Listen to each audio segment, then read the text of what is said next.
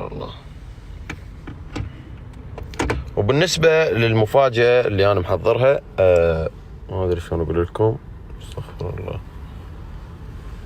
ما أدري شو أحكي لكم أصلا. شباب، طبعا مثل ما تدرون إنه بس عرفت شغلة واحدة، إنه الإنسان الطيب واليمشي على نيته والقلبه فطير ما يعيش بهالدنيا. فمثل ما تعرفون انت تعرفوني قبل وتعرفوني هسه، انا رجال على نيتي، ما اعرف كل شيء ولا ادري الدنيا وين. شري جت غرب، هاي مو شغلتي.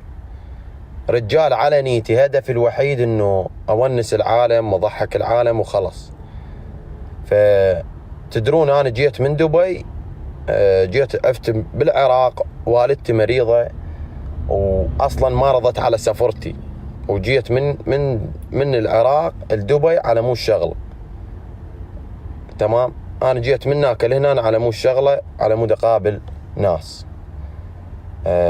طبعا ذول الناس اول شغله ما استقبلوني. انا مثل ما تدرون صار لي 4 ايام بدبي، ما حد دق لي تليفون ولا قالوا لي يعني وين انت، لا جابوا لي اكل، لا عزموني، لا التقم بي.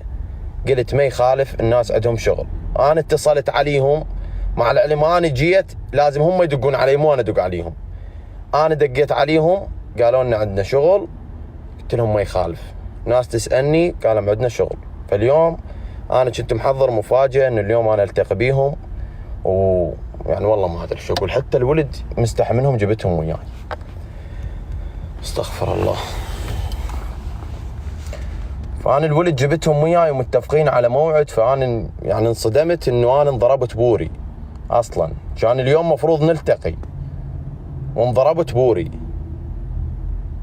يعني أنا جاي من العراق، يعني مسافة مو بصبيتنا. يعني أنا جاي من العراق دبي على مود ناس.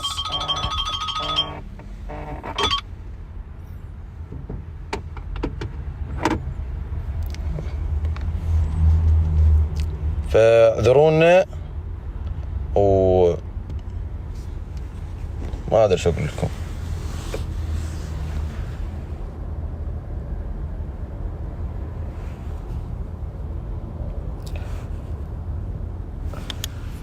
شباب، ارجعوا اقول لكم، ارجعوا